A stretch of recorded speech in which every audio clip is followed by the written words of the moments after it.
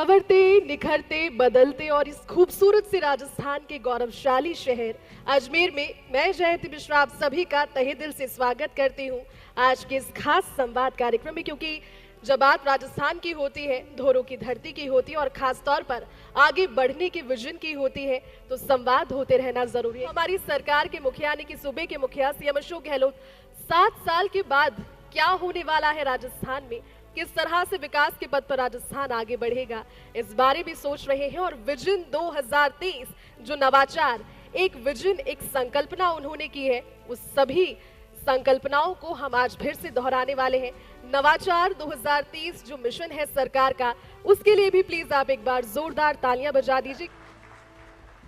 आगे इस कार्यक्रम को बढ़ाते हैं CP Mandavaria ji, joint secretary institutional finance and PP. Sir, अब मैं आपसे अनुग्रह करूंगी कि आज की शुरुआत कार्यक्रम की करते हैं आपके की नोट सेशन के साथ। सर प्लीज आप मंच पर आइए और की नोट सेशन के साथ में इस कार्यक्रम की शुरुआत करते हैं, नवाचारों पर बात करते हैं। जोरदार तालियों के जरिए सर का एक बार स्वागत प्लीज कर दीजिए। राज्य सरकार लगातार ये प्रयास कर रही है कि कोई भी जो है परिवार या व्यक्ति राज्य सरकार की जन कल्याणकारी योजनाओं से वंचित ना रहे और लगातार जो है अपना हक जो है राज्य सरकार से प्राप्त करे। और भी राज्य सरकार के कई दूसरे प्रोग्राम्स हैं, जो बड़े प्रोग्राम्स हैं, उन पे भी राज्य सरकार पूरा अपना ध्यान केंद्रित कर रही है। और उसके लिए भी जो दूरगामी सोच के तहत जो नीतियां और जो प्रोजेक्ट्स बनाने की बात है, उसमें भी आगे बढ़ कर के काम कर रही है।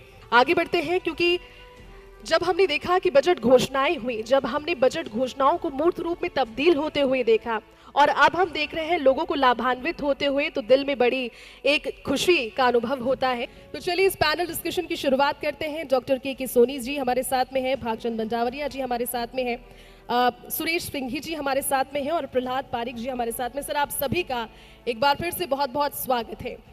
पहले सवाल की शुरुआत डॉक्टर के सोनी जी आप ही के साथ, क्योंकि जब हम बात करते हैं चिकित्सा व्यवस्थाओं की, तो चिकित्सा व्यवस्थाएं राजस्थान में सरकार के मनोबल के हिसाब से और इच्छा शक्ति के हिसाब से नित नए आयाम स्थापित कर रही है। लेकिन अब जब हम बात कर रहे हैं 2030 के उस विजन की, जो कि सीएम अशोक गहलोत का सपना है, एक दिल की इच्छा है कि राजस्थान नंबर 1 बने और वो बनने लगा है, झलक नजर आ रही है। लेकिन अब से बेहतर ऐसा क्या होगा कि 2030 तक हम कह पाएंगे कि राजस्थान पूरे देश में चिकित्सकीय सेवाओं में नंबर 1 है। अगर कोई परेशानी है तो राजस्थान में आ जाइए, निराकरण हो जाएगा उसका। ऑलरेडी राजस्थान के अंदर चिकित्सा स्वास्थ्य विभाग ने काफ़ी बेहतर काम किया है हमारे सीएम साहब के निर्देशन में। और आपको ध्यान है, पहले हमारा राजस्थान बीमारू स्टेट कहलाता था, आज की तारीख में हमारा राजस्थान मॉडल स्टेट है। लोगों का प्रेरणा स्रोत है कि राजस्थान इतना ऊपर कैसे आया। आप, ये मैं नहीं बोल रहा, ये राजस्थान सरकार नहीं बोल रही, ये हमारे गवर्नमेंट ऑफ इंडिया के आंकड़े बोलते हैं। जो हमारे हेल्थ के पैरामीटर्स हैं वो रिफ्लेक्ट करते हैं कि हमारा पैरामीटर्स में अंदर कितना सुधार हुआ है। चाहे आईएमआर की बात करें, एमएमआर की बात करें, एनीमिया की बात करें, इम्यूनाइजेशन की बात करें, एनसीडी की बात करें, सबके अंदर हमारे सूचकांक काफ़ी बेहतर हुए हैं।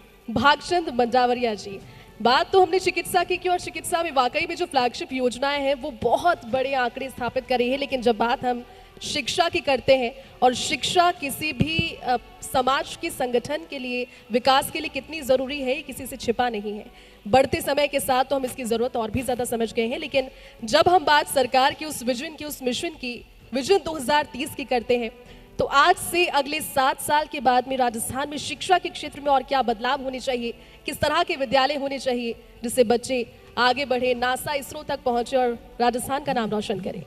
अजमेर प्रॉपर के अंदर बात करें तो 106 महात्मा गांधी स्कूलें रन कर रही है। हर बच्चे को इंग्लिश मीडियम वहाँ पे प्राप्त हो रहा है ऑटोमेटिकली। ऐसे सीनेरियो में 7 साल बाद में हम आशा करें तो स्कूलों में एक चीज़ की अब जरूरत आ रही है कि आने वाले 7 साल बाद स्कूलों का मॉडल स्ट्रक्चर नवोदय विद्यालय की तर्ज पे तैयार करें। 1 से 12 हो गया, प्री प्राइमरी से 12 हो गया, लेकिन नवोदय विद्यालय की तर्ज पर, कॉन्वेंट, ये हमारे केवी स्कूल की तर्ज पर और मॉडल स्कूल जो विवेकानंद तैयार हुए उनकी तर्ज पर इंफ्रास्ट्रक्चर यदि रेडी हो जाते हैं तो राजस्थान नो डाउट इंडिया का नंबर 1 स्टेट होगा, जहाँ एजुकेशन के लिए लोग बाहर से आके स्टडी करेंगे। सुरेश सिंघी जी, जब हम बात करते हैं चीज़ों की और आगे बढ़ने के विजन की, तो उसमें एक बहुत महत्वपूर्ण चीज़ है। चलिए चिकित्सा भी हो गई, अच्छा स्वास्थ्य भी लोगों को मिल गया, शिक्षित भी है, लेकिन रोजगार का जब मुद्दा आता है तो सरकार ने कोरोना के समय में जो प्रतिबद्धता दिखाई उन मजदूरों के लिए जो कि जा रहे थे, लेकिन नरेगा के जरिए उन्हें रोजगार उपलब्ध करवाया। बात हम 7 साल की बात की कर रहे हैं, विजन 2030 की कर रहे हैं। 7 साल के बाद नरेगा के लिए क्या कुछ नया हमें देखने को मिलेगा और वो लोग नरेगा से जो जुड़े हुए हैं वो क्या सोचकर रुके और क्या सोचकर परिवार को बताएं कि आगे हमारे लिए बहुत कुछ है भविष्य के लिए सुनहरा। राजस्थान सरकार ने सभी अवधारणाओं को पीछे छोड़कर, पुराने सारे रिकॉर्ड तोड़कर हर चीज़ में अपनी एक नई चीज़ जोड़ दी है कि केंद्र सरकार 100 दिन काम देगी, हम 125 दिन देंगे। बेरोजगारी के कारण, अकाल के कारण, जो कि राजस्थान का एक परमानेंट फीचर था, बहुत सारा पलायन हो जाता था और भूख से लोग मर जाते थे। संयोग से जब से ये नरेगा आई है, पलायन का मुद्दा ही नहीं है, बात रोजगार की है, आपको अपने गांव में ही मिल रहा है। इसमें 5 किलोमीटर की भी लिमिट है, 5 किलोमीटर से ज़्यादा दूरी है तो एक्स्ट्रा पेमेंट मिलेगा। प्रहलाद पारिक जी भी हमारे साथ में है। सर, अगला सवाल मेरा आपसे, क्योंकि जलदाय विभाग पर कितनी जिम्मेदारी है किसी से छिपा नहीं है। एक माँ की भी उम्मीद होती है जो रसोई चलाती है, किसान की भी उम्मीद होती है जो खेती करता है, उस बच्चे की भी उम्मीद होती है जो घर से दूर रहकर पढ़ता है। लेकिन क्लाइमेट चेंज की वजह से आप पर जिम्मेदारियां और जो चैलेंजेस हैं वो बहुत बढ़ गए हैं। पानी सुचारू आए और पानी ठीक से सभी को जितनी ज़रूरत है उतना वितरित हो पाए। 2030 तक जब हम बात करते हैं कि पानी की व्यवस्था की, तो क्या विजन है नवाचारों के जरिए कि वो सुचारू रहेगा 2030 आने वाले 7 सालों के बाद? काफ़ी सालों से बिसलपुर में जो हमारा अजमेर का जो शहर था वो हमको मिल रहा है और बिसलपुर के फर्स्ट और सेकंड 2 फेज हमारे हो चुके हैं और अभी राज्य सरकार ने बिसलपुर फेज 3 1041 करोड़ रुपए का सैंक्शन किया है और उसमें जो हमारा बिसलपुर फेज 2 है उसका मिरर इमेज हम लोग इसमें बनाने जा रहे हैं और जिसमें 2038 तक की जो जनसंख्या है वहाँ तक का जो पानी है हम लोग उसको मीट आउट करेंगे। मेरे ख्याल से आने वाले समय में अजमेर की जनता को पानी की जो समस्या है उसमें काफ़ी, पूरे राजस्थान की जनता के लिए सर, और क्योंकि शुभकामनाएं आपके साथ में हमेशा रहेगी और मुख्यमंत्री आपको लगातार लीड भी कर रहे हैं, लौटूंगी। लेकिन डॉक्टर के सोनी जी, बात हमने की चिकित्सकीय सेवाओं में विस्तार की और योजनाओं की, लेकिन कुछ समस्याएं और कुछ चैलेंजेस भी इसमें हैं। जब हम बात करते हैं मातृ शिशु मृत्यु दर की, तो उसको कम करने की कोशिशें अभी भी की जा रही है। लगातार पौष्टिक उन्हें तत्व मिले और पूरी टेन्योर के दौरान जब वो प्रेग्नेंट है, जब वो कंसीव कर रही है, उसके बाद जब वो बेबी डिलीवर कर रही है, किसी में भी रक्त की कमी की वजह से या फिर किसी हेल्थ डिजीज की वजह से मौत ना हो। लेकिन 2030 तक जब हम इस बात को लेकर पहुंचते हैं तो इस दर को कम करने के लिए आंकड़ों में तो कम हो ही, लेकिन वास्तविकता में भी क्या किया जाएगा 7 साल के? अभी हमारा वर्तमान के अंदर 55% गर्भवती महिलाएं एनीमिक होती हैं।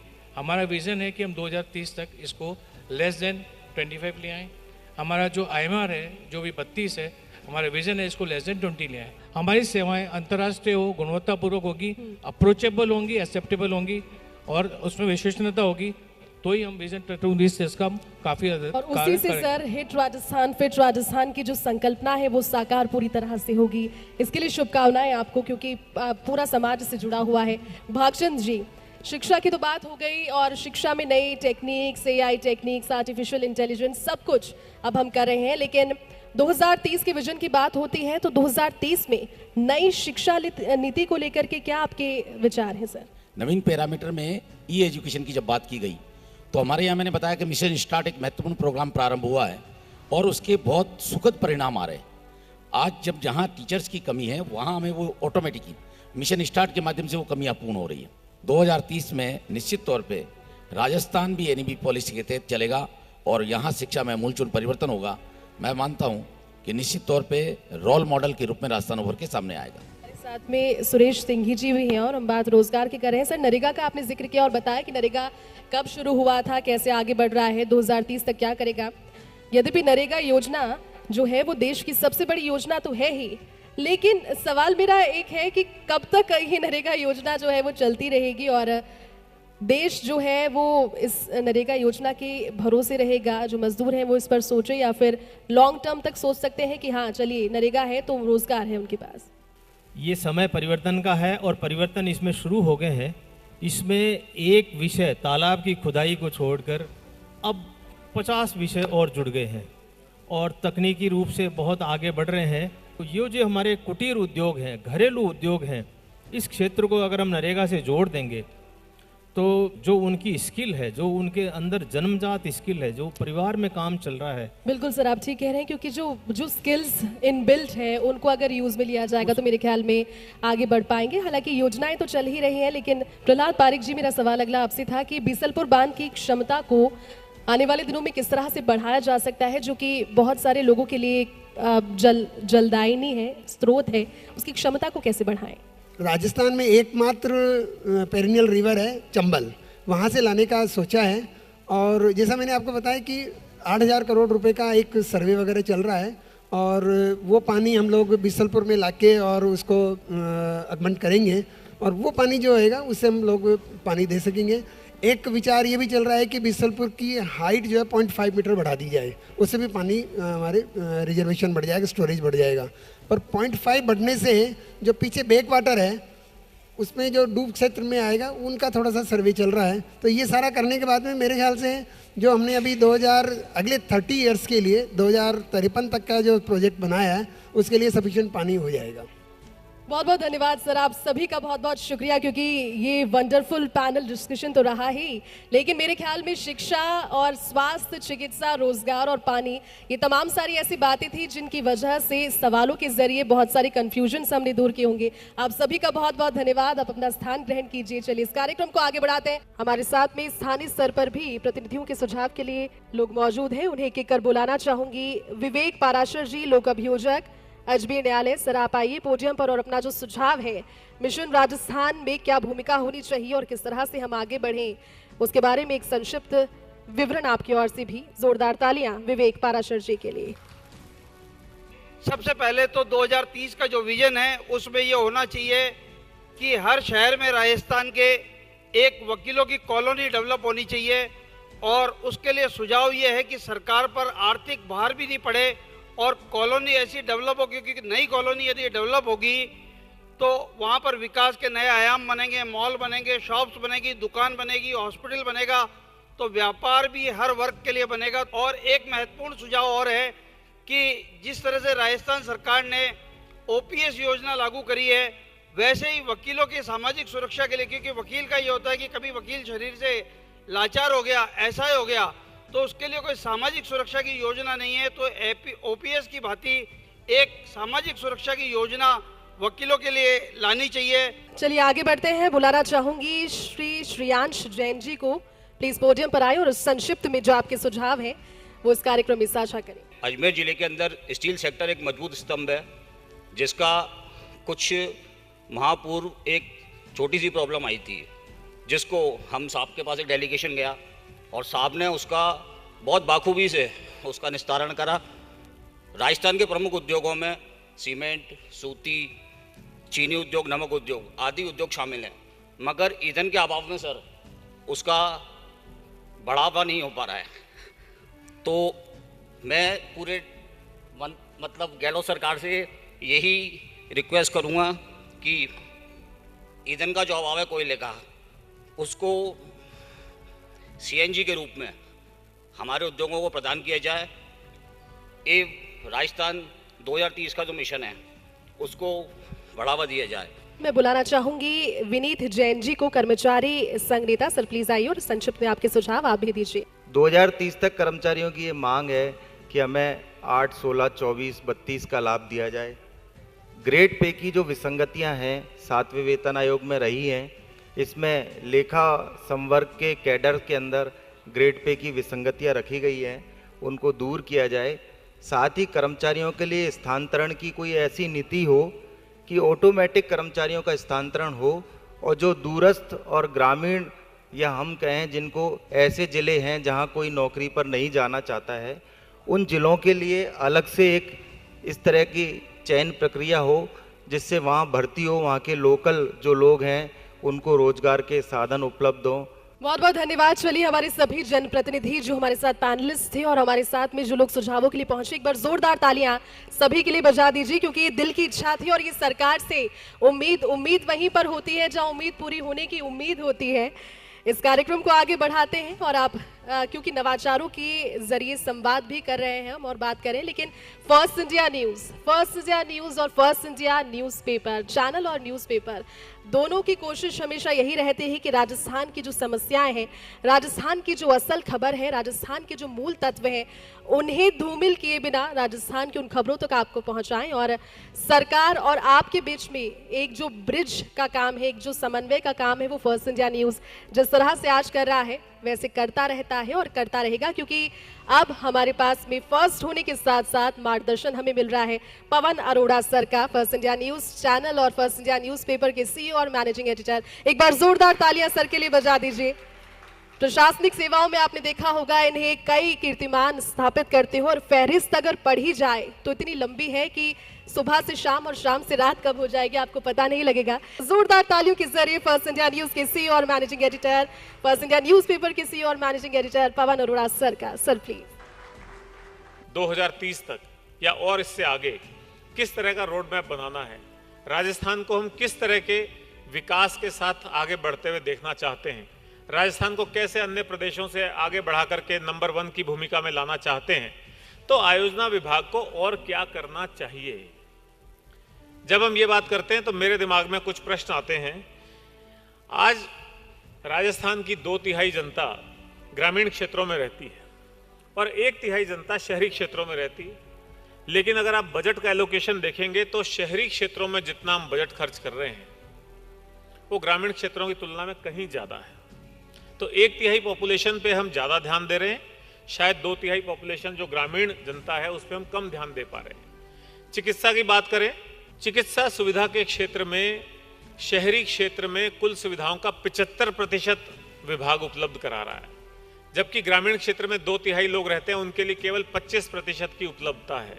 तो ये जो असमानता है, ये जो ग्रामीण विकास वर्सेस शहरी विकास की एक बात है, इस पे आयोजना विभाग को एक कॉल लेनी पड़ेगी, ये सोचना पड़ेगा, एक पूरा जनमानस तैयार करना पड़ेगा, पूरे जनता की एक राय लेनी पड़ेगी, विशेषज्ञों की राय लेनी पड़ेगी कि आने वाले समय में हम क्या सिर्फ शहरी विकास चाहते हैं, क्या हम राजस्थान को दुबई और सिंगापुर से कंपेयर करना चाहते हैं, या हम चाहते हैं कि जो हमारा ग्रामीण क्षेत्र है, हमारे जो ग्रामीण जनता है, उसका जीवन स्तर कैसे ऊंचा उठे और गांव में और शहर में जो अंतर है, जो खाई है, वो कम से कम हो। लोग जो गांवों से शहरों की तरफ पलायन करते हैं और शहरों में फिर अनेक तरह की समस्याएं उत्पन्न हो जाती हैं, उसको हम कैसे ऐसा कर सकते हैं कि ग्रामीण क्षेत्रों में ही ऐसे सैटेलाइट टाउन विकसित हो जाएं कि लोगों को शहर में आना नहीं पड़े। गांवों के कुछ समूह के बीच में ऐसे सैटेलाइट टाउन हो जाएं जहां सभी तरह की सुविधाएं हों और लोग वहीं पे ही अपने को ला करके बसाएं और उनको बड़े शहरों की तरफ एक अंधी दौड़ में भागना नहीं पड़े। इसी तरह से जब हम बात करते हैं कि ये एक डिलेमा होता है, ये एक असमंजस होता है कि हम शहरी विकास ज़्यादा करें या ग्रामीण विकास ज़्यादा करें, तो इसी तरह से स्वरोजगार को हम ज़्यादा प्रोत्साहन दें या हम ज़्यादा नौकरियां क्रिएट करें। आमतौर पे सरकारों की आलोचना इस बात पे होती है साहब बेरोजगारी बहुत ज़्यादा है और रोजगार नहीं मिल रहे हैं, नई भर्तियां नहीं हो रही हैं, लोगों को नया अवसर नहीं मिल रहा है, इसलिए लोग बाहर जाते हैं और जो कुछ लोग अच्छा पढ़ जाते हैं वो देश में ही नहीं विदेश में जाकर के नौकरी करने लग जाते हैं। फिर वहीं एक बात धीरे से आती है कि लोग नौकरी क्यों करते हैं, क्यों नहीं वो स्वरोजगार अपनाते हैं। तो ये भी एक डिलेमा है जिसको आयोजना विभाग अच्छे से इस पे मंथन करके सभी पक्षों की राय लेकर के देश विदेश के आंकड़ों की तुलना करके उनकी योजनाओं की सफलता का आकलन करके ये एक निर्णय निकाल सकता है कि हमको स्वरोजगार को किस हद तक प्रोत्साहित करना है, हमको नए रोजगार के अवसर या नौकरियां कितनी क्रिएट करनी है।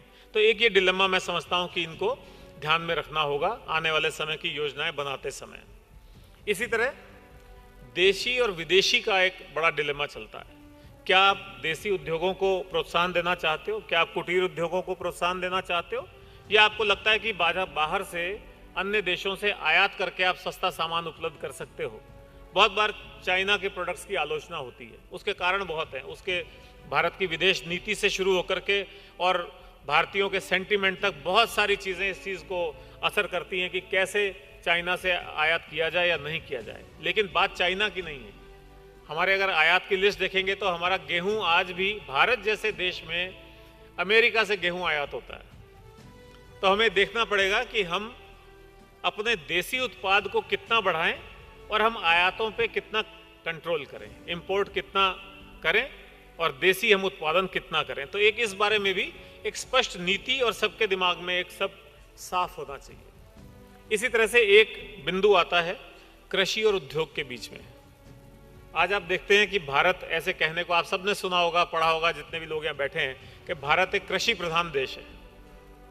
लेकिन वक्त की मांग के साथ साथ, जरूरत के साथ साथ उसी कृषि की भूमि पर उद्योग लग रहे हैं। बहुत बार ये चर्चा आती है कि जो उपजाऊ भूमि है उस भूमि पे आप उद्योग लगा रहे हैं, उस भूमि पे आप आवासीय योजनाएं ला रहे हैं, उस भूमि को आप व्यावसायिक उपयोग कर रहे हैं, उस भूमि पर आप बड़े बड़े स्कूल, कॉलेज, यूनिवर्सिटीज बना रहे हैं, तो खेती की जमीन बचेगी नहीं, तो फिर आप उत्पादन लाओगे कहाँ से?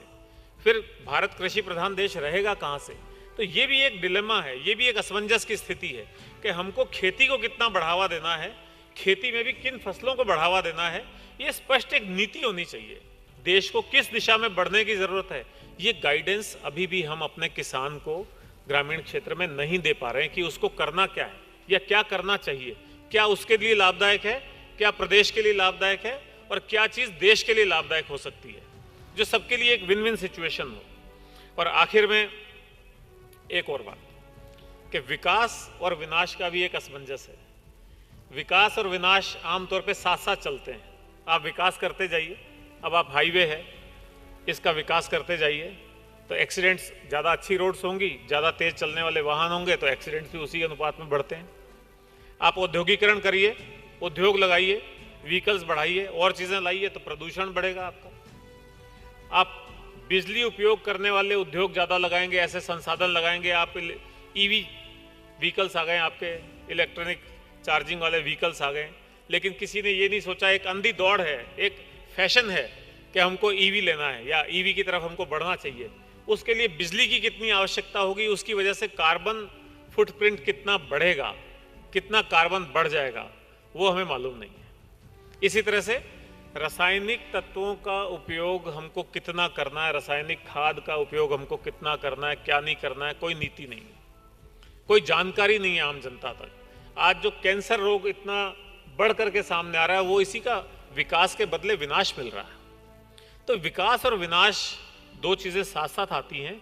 कैसे हम विकास को बढ़ाएं, विनाश को कंट्रोल करें, इस बारे में भी एक स्पष्ट नीति होनी चाहिए, सोच होनी चाहिए और आम जनता की उसमें भागीदारिता होनी चाहिए और सबको क्लियर कट मालूम होना चाहिए कि हमको क्या करना है और क्या नहीं करना। समाज में जो असमानता है वो असमानता कम होनी चाहिए। चाहे हम आरक्षण की बात करते हैं कभी, चाहे कभी वो आर्थिक आरक्षण की बात करते हैं, चाहे वो आर्थिक सहयोग या आर्थिक संबल देने की बात करते हैं, उसके पीछे मंतव्य ये होता है कि समाज में असमानता दूर होनी चाहिए। गरीब का स्तर और ठीक होना चाहिए, अमीर का स्तर कंट्रोल रहना चाहिए, ताकि जो एक इतना अंतर है, आज आप देखते होंगे कुछ लोग तो सड़क के किनारे आज भी पड़े हैं और उनको रात को सिर ढकने को जगह नहीं है, और कुछ लोगों के पास में एक ही नहीं कई कई मकान, फार्म हाउस, गाड़ियां, घोड़े, इतनी भयंकर असमानता है। तो उस असमानता को दूर करके सारे भारतवासियों को, सारे प्रदेशवासियों को अपना जीवन स्तर ऊंचा उठाने के लिए, अपना विकास करने के लिए और सबको एक अच्छे रूप में, एक अच्छे जीवन स्तर को उपयोग उपभोग करने के लिए अवसर मिल सके, ये हमारा मूल मंतव्य है।